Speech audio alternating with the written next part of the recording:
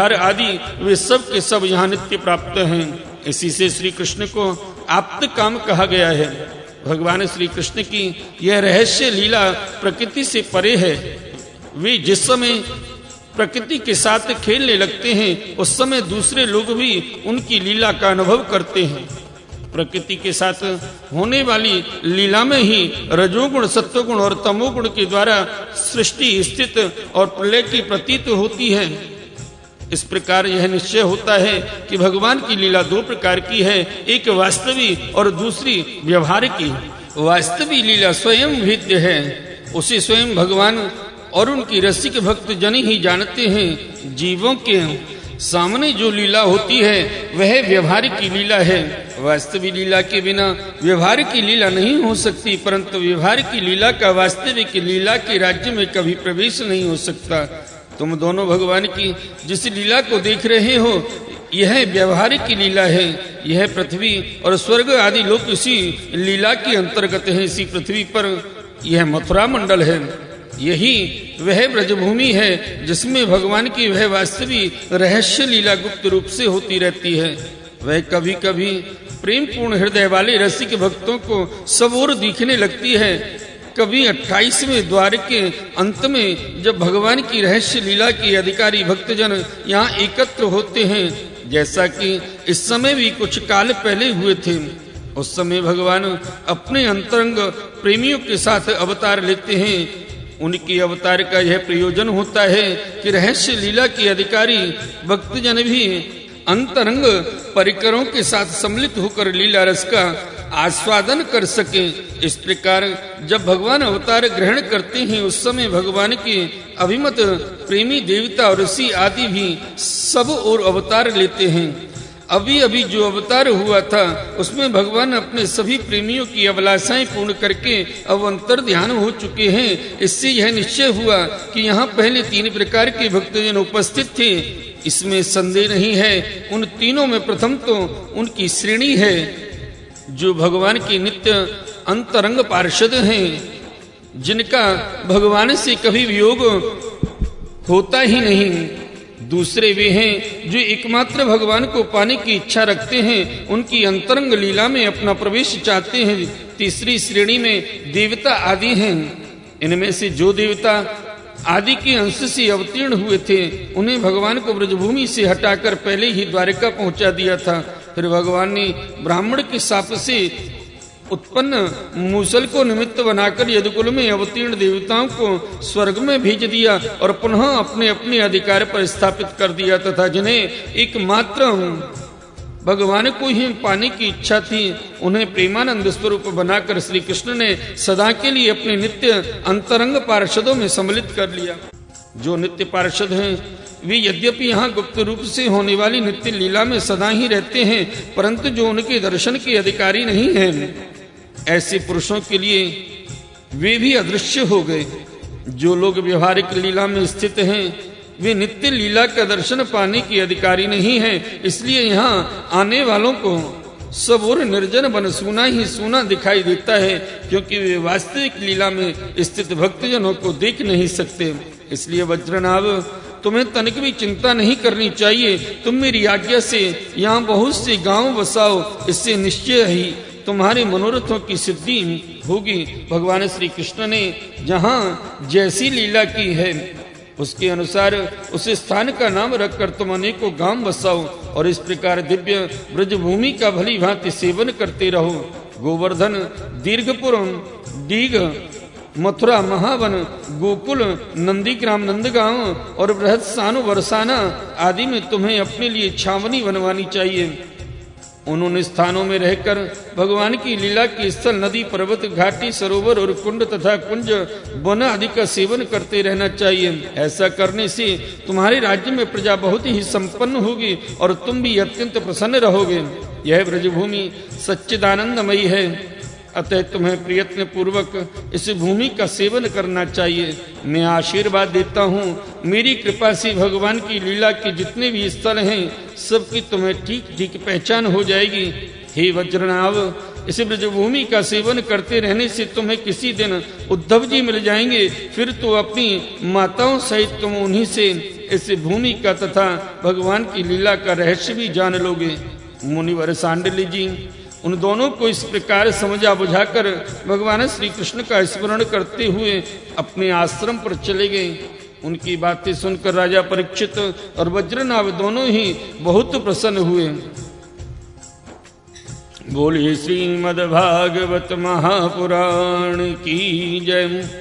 आइए भक्त वृंदो, श्रीमद् भागवत महापुराण महात्मा के दूसरा अध्याय यमुना और श्री कृष्ण पत्नियों का संवाद कीर्तनोत्सव में उद्धव जी का प्रकट होना प्रसंग श्रवण करते हैं।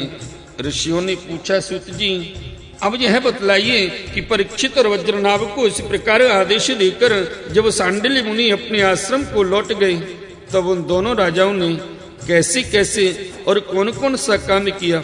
सूत जी कहने लगे, तदंतर महाराज परीक्षित ने इंद्रप्रस्थ दिल्ली से हजारों बड़े बड़े सेठों को बुलवाकर मथुरा में रहने की जगह दी।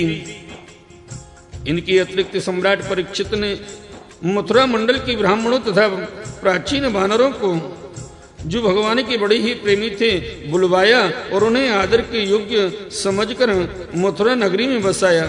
इस प्रकार राजा परीक्षित की सहायता और महर्षि सांडिल्य की कृपा से वज्रनाभ ने क्रमशः उन सभी स्थानों की खोज की जहां भगवान श्री कृष्ण अपने प्रेमी गोप गोपियों के साथ नाना प्रकार की लीलाएं करते थे।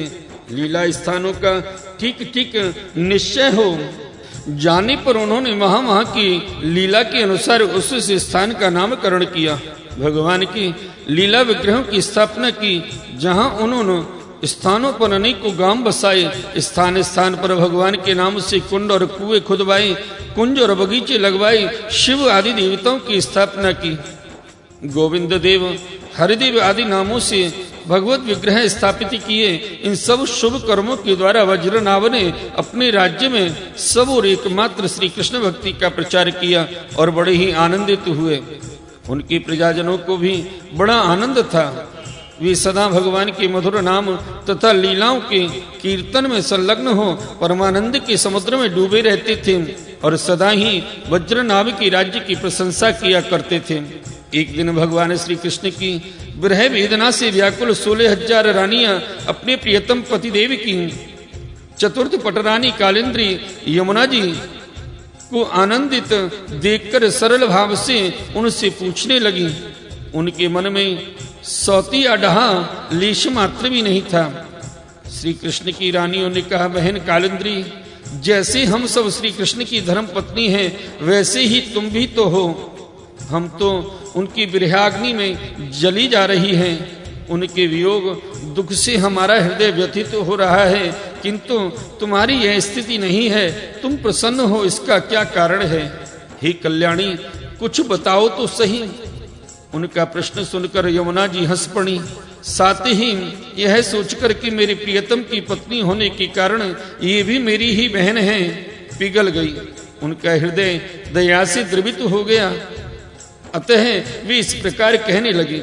यमुना जी ने कहा, अपनी आत्मा में ही रमण करने के कारण भगवान श्री कृष्ण आत्मा राम हैं और उनकी आत्मा है श्री राधा जी। मैं दासी की भांति राधा जी की सेवा करती रहती हूँ। उनकी सेवा का ही यह प्रभाव है कि विरह हमारा स्पर्श नहीं कर सकता। भगवान श्री कृष्ण की जितनी भी रानियां हैं सबकी सब श्री राधा जी के ही अंश का विस्तार है।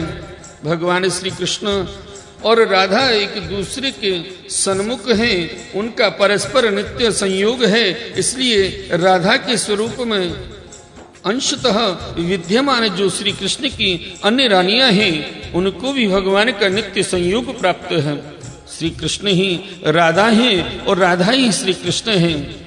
उन दोनों का प्रेम ही बंसी है तथा राधा की प्यारी सखी चंद्रावली भी श्री कृष्ण चरणों की नख रूपी चंद्रमाओं की सेवा में आसक्त रहने के कारण ही चंद्रावली नाम से कही जाती है।